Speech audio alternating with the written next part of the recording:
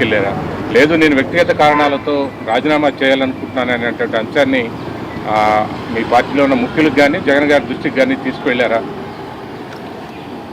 రాజకీయాల నుంచి తప్పుకోవాలని వ్యక్తిగత కారణాల వల్ల నేను నిర్ణయించుకున్న తర్వాత జగన్మోహన్ రెడ్డి గారు లండన్లో ఉన్నారు. ఆయనతో నేను ఫోన్లో మాట్లాడి అన్నీ చాలా వివరంగా వివరించడం జరిగింది.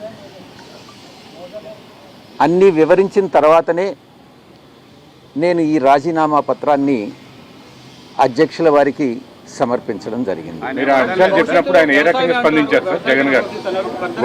ఒక్కొక్కరు